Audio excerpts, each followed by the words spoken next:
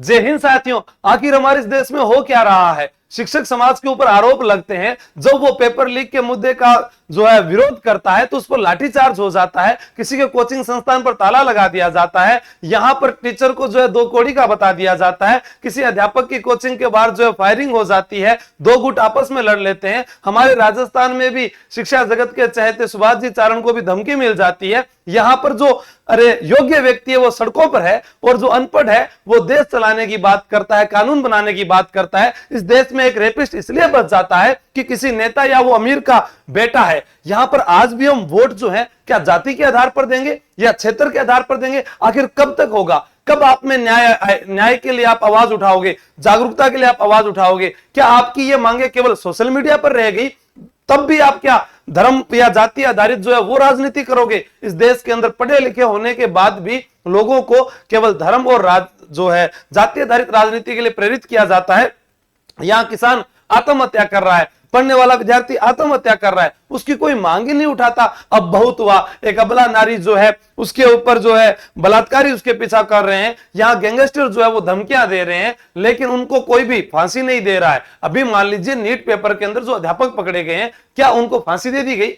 जिन्होंने बच्चों के भविष्य के साथ खिलवाड़ किया उन बच्चों को क्या है सजा दे दी गई? एक बलात्कारी को सजा नहीं दी जाती है। और यहां पर विरोध करने वाला जो है सरकार के खिलाफ अगर कोई बोलने वाला है तो उसको गिरफ्तार कर लिया जाता है, उसकी कोचिंग बंद कर दी जाती है, उसकी कोचिंग के आगे नियमों का एक चस्पा बोर्ड लगा दिया जाता है कि ये नियम आपके पास होने चाहिए। यहां हमारे नेता, अरे वो नेता कैसे नेता है राजस्थान के? एक नेता हमारे पुलिस अधिकारी को फोन पर मां बहन की पत्नी की गालियां तक दे रहा है और उसके बाद भी उस पर कोई कार्रवाई नहीं हो रही, बस रिपोर्ट दर्ज हो जाती है। एक नेता वीडियो बनाने के चक्कर में एक कांस्टेबल, एक ड्राइवर जो उस तपती दोपहरी के अंदर अपनी गाड़ी में बैठा हुआ नौकरी कर रहा है, उसमें भी कोई अधिकारी आके बैठेगा, वो पूरा अकेले दिन गाड़ी नहीं घुमाता है, उसको आकर कहता है कि आपका क्या पद है?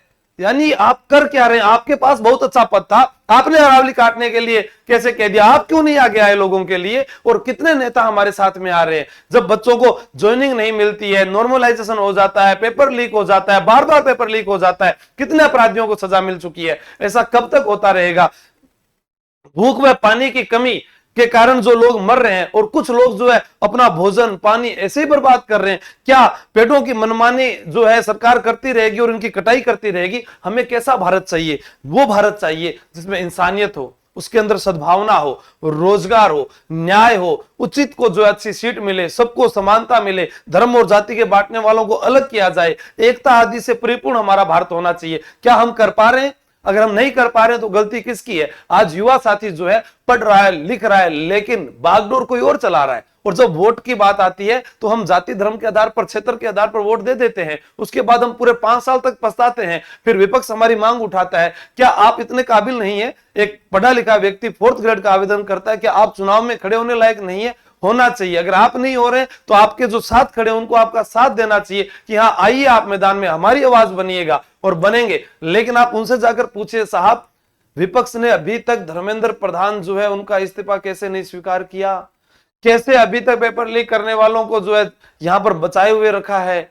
कब तक ऐसा होता रहेगा? कब तक उस विद्यार्थी को जो है सजा मिलती रहेगी? वो पहले पैसे लगाए और उसके बाद पेपर लीक हो, मानसिक तनाव, परिवार तनाव में, और उसके सपने सारे टूट जाते हैं, कईयों के रिश्ते टूट जाते हैं, बाप का कर्ज बढ़ जाता है, बेटी की डोली नहीं उठ पाती है, आटा साटा में विवाह करने पड़ रहे हैं। यही कुरीतियां फिर आगे जन्म लेती है, फिर कोई अपराध की ओर जाता है क्योंकि वो हर जगह से हताश हो चुका होता है। आपका क्या कहना है? जय हिंद, जय भारत, बेस्ट ऑफ लक।